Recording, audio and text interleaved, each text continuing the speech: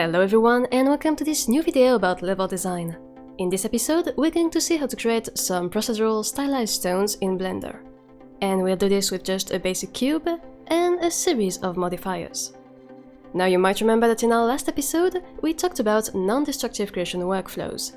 And in particular, we said that Blender offers us a neat way of discovering this technique thanks to its modifiers. So today, let's see how to benefit from these tools to create a cool stone effect step by step. Okay, to begin with, let's open up Blender, and in this tutorial we're going to work from the default scene with the startup cube. But first, to better highlight the edges and creases of our object all throughout the tutorial, we'll start by going to the viewport shading parameters at the top right of the 3D view panel, enable the cavity option, and leave its type to screen.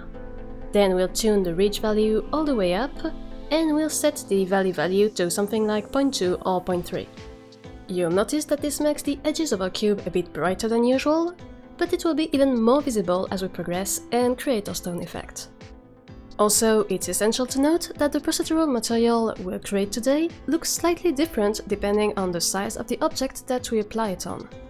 So here I scale up my cube to about 5 meters to get a more interesting effect, but you might need to adapt the properties of the different tools we use here to really fit your scene. Okay, now the very first step in our process is to ensure we have enough geometry to work with. While we could of course use Blender's subdivide tool to actually cut our cube's faces into smaller ones, this would be a destructive transformation. Indeed, after doing the cut, you can't toggle it off. You'd need to actually undo the operation, but the action history only has so much memory. So another interesting way of adding details to an object is to use the subdivision surface modifier. The modifiers are accessible in the properties panel on the right when you've got your object selected, in this little wrench icon. And then you have the list of available modifiers sorted in different categories by clicking on this Add button. The subdivision surface modifier can be used either in Cardinal Clock or in simple mode, depending on whether or not you want to also smooth the surface. And it basically creates a dynamic subdivision of the surface that you can tune using the levels sliders. As the names indicate, the first slider controls the viewport result, while the second one is used during renders. In our case, we're going to stick with the default Cardinal Clock option and up the viewport levels to 2. You see that this instantly rounds up our cube into a sort of sphere with several subdivisions along the different axes. That's cool, but it's not yet sufficient for a stone effect, cause a big part of a procedural stylized stone will be about displacement, and at the moment we don't have enough little creases and ridges to actually do that. If we try and displace this shape, we'll get a weirdly blobby sphere that doesn't really look like this final result.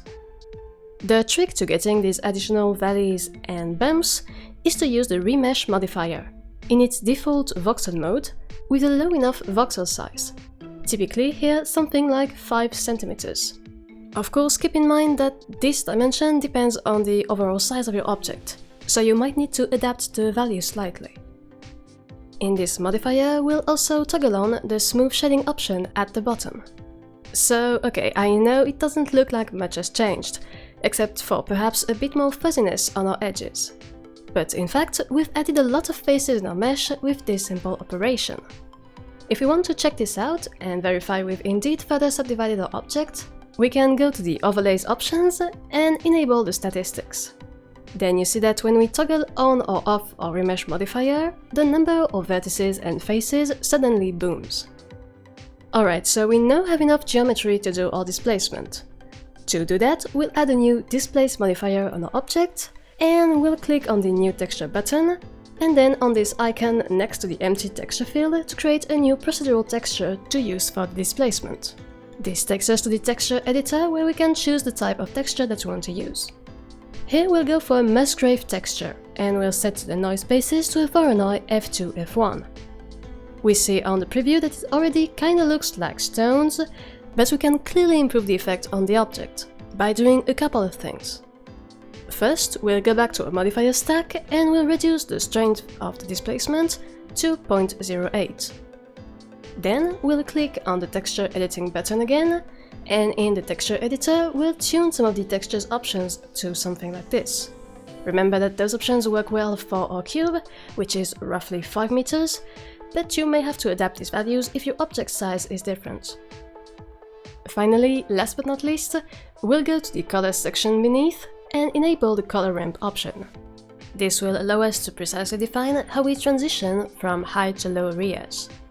The point will be to drag the right handle way back to the left to make the altitude jumps more instantaneous and create better looking creases on our object. Okay, that is way better. We now have something that looks a bit like stones on a sphere, and everything is generated on the fly in a procedural manner thanks to our modifiers. The problem, however, is that the result is a bit pixelated, or more exactly, voxelated.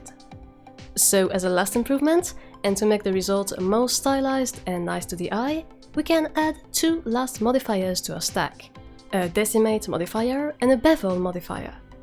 In a way, the decimate modifier is the reverse of the subdivision surface modifier that we used at the beginning. It reduces the number of vertices and faces, and it tries to simplify the mesh the best it can. Here we'll keep the default collapse mode that merges close points together, and we'll set the ratio down to around 0.1. As you can see, this has two effects. In terms of statistics, it drastically reduces the complexity of our geometry. And in terms of visuals, it makes the results much more interesting and stylized, and it creates cool irregular stones with valleys between each.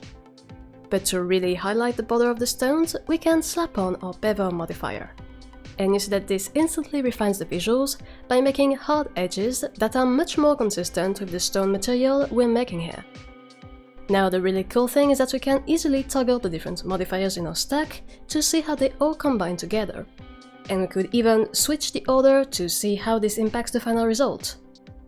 Moreover, if you ever want to set the changes in stone, no pun intended, you can always apply the modifiers over here. Anyway, with all that said, that's it for today. I hope you enjoyed this quick tutorial and that you've now got a better idea of how to use Blender's non-destructive modifiers to create procedural stones. If you did, feel free to like the video and subscribe to the channel. And of course, don't hesitate to leave a comment with your own ideas for future level design tutorials. As always, thanks for watching, and take care.